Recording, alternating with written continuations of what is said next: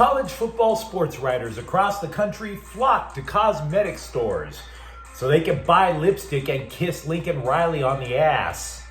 The Rams have their post-Ernest Jones plans in place, and injury history be damned, Tyler Glasnow wants to pitch in the playoffs. Good morning.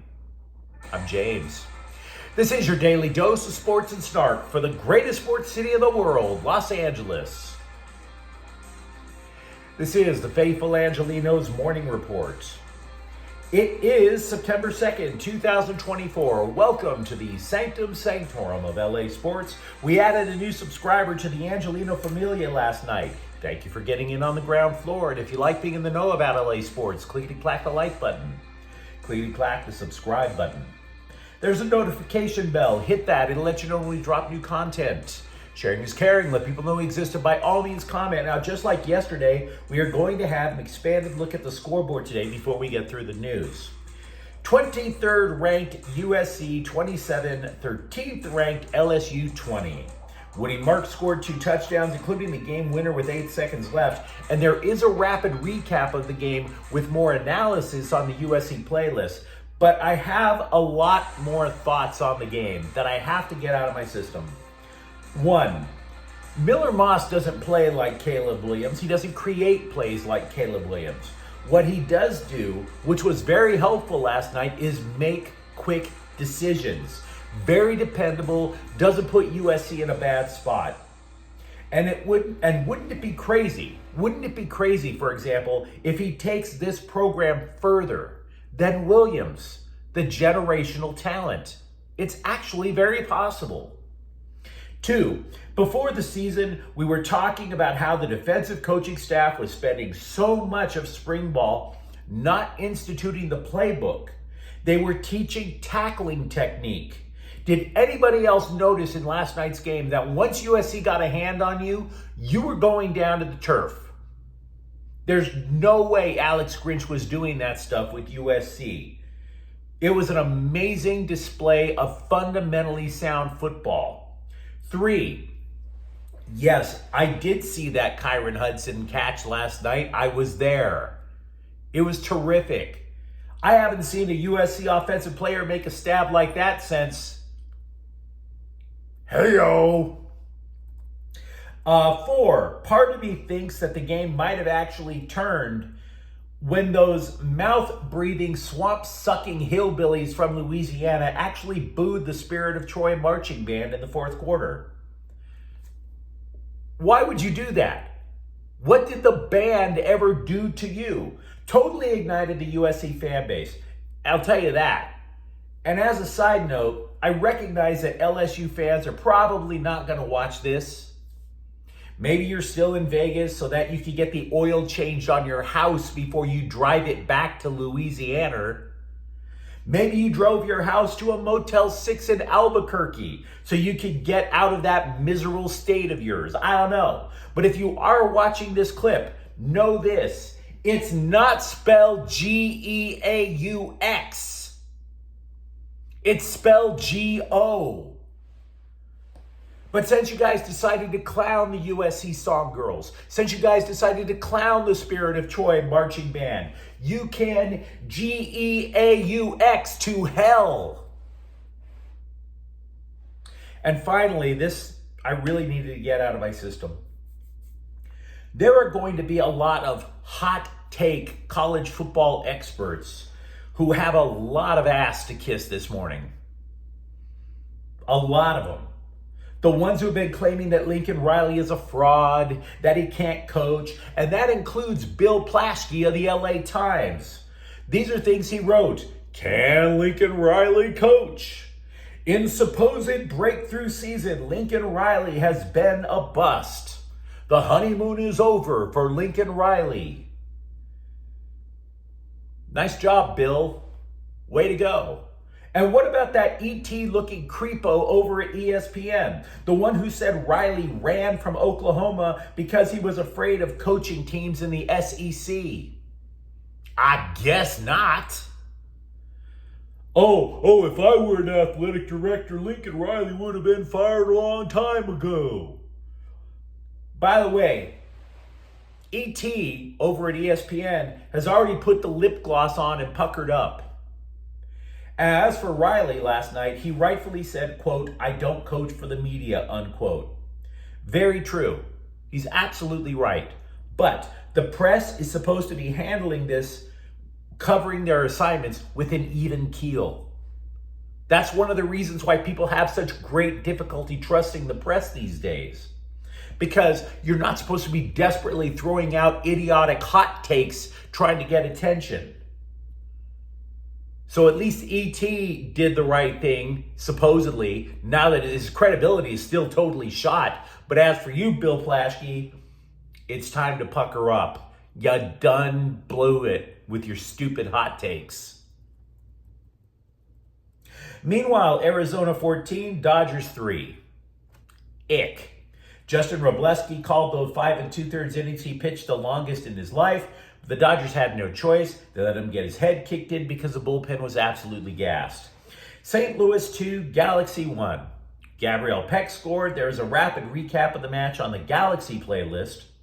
Angel City 2, Chicago 1. Sidney LaRue scored the game winner in second half stoppage time. And Atlanta 80, Sparks 62. It was just a couple of days ago when the Sparks coach was claiming that the team had no quit in them.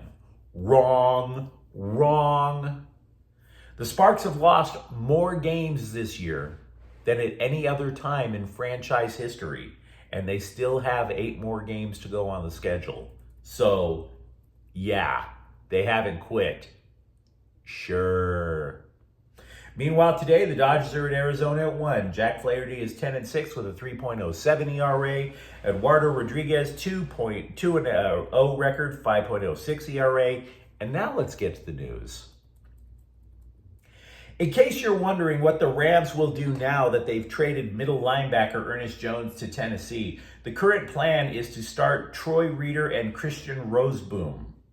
Reeder is apparently going to be the play caller, the guy with the red dot on, green dot, I should say, on the helmet. And Sean McVay, also with the Rams, has developed a wide-ranging reputation. He has redeemed quarterbacks from the scrap heap. Wide receivers he's redeemed. Ask Odell Beckham Jr. Odell Beckham Jr. would have probably been panhandling outside of Allegiant Stadium last night, trying to get change so he can eat if it weren't for Sean McVay reviving his career.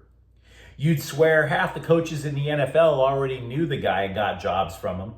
And now McVay is trying to get the paddles ready and shock the career of Scott Frost back into existence. Frost's career started out, he was absolutely fire when he coached Central Florida. Tried to parlay that into his dream job over at Nebraska and totally face planted. Now, to be clear, they don't have a defined role for Frost yet. They just hired him. Kind of like if Sean McVay found Scott Frost on the side of the road and asked the Rams front office, "Can we keep him? I'll take good care of him. Can we?" Tyler Glasnow of the Dodgers reaffirmed his push to pitch by the end of the year so he can get ready for the playoffs, despite uncertainty that he might not take the mound again this year. In other words, Glasnow really wants to go out there, and the Dodgers are like, we have no idea if his arm will stay attached if he does. Glasnow told the LA Daily News, quote, "That's why I came here. I want to pitch well in the postseason. That's like my only goal playing baseball. The number one priority is just the World Series. That's like all I think about now," unquote.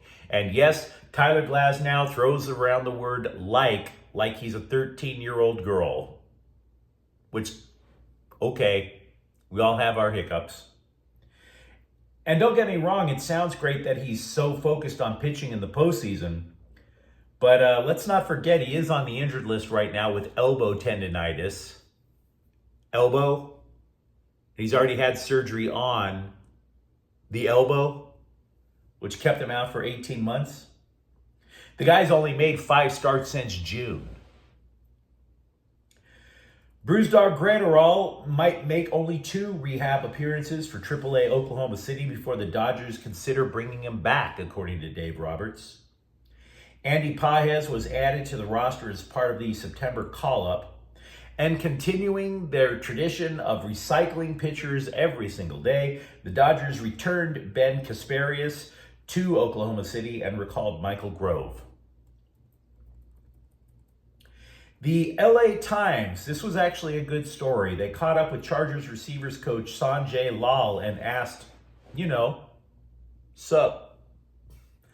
No Keenan Allen, no Mike Williams. What's going on?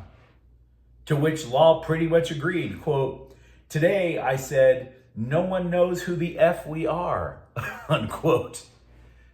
He's right. He really is. Yeah, the Chargers have a lot of receivers, but you really have to think about who the hell's on the team. Brendan Rice played for USC, I remember that. Then you have to really start thinking. He then told a scribe that because they threw in so many randos on the roster as receivers, that he believes in coaching them one-on-one, because you can't teach every receiver to do the same thing, especially when they're just pretty much off the unemployment line. Quote, if I find that trigger for each guy, then the group collectively is going to be a good one. But it's not going to be that we walk out there to the Raiders and we're a finished product. There's going to be ups and downs. The trajectory just has to be up through the whole season. And if that's the case, we've done a good job, unquote. Now, having said that, Lal said there is one universal lesson that he's going to teach every Chargers receiver. Eyes to the tuck. In other words, don't just grab the ball and turn and start running. When you have it, follow it all the way until the ball is secure. I'm sure the Chargers are hoping that one resonates with Quentin Johnston, because that dude has frying pans at the end of his arms, but I digress. But you let me know what you think in the comments thread. How much did Lincoln Riley redeem himself last night? Because in my arrogant little opinion, he redeemed it a lot. For that matter, are you okay with the Rams' plans at linebacker? And if you enjoyed the content, don't forget to subscribe to Faithful Angelenos. We're talking LA sports every single day here, even when I'm hungover. Thanks for watching. I'm James. We'll be back tomorrow. Faithful Angelenos is a Kian Portel Queso production. Take care.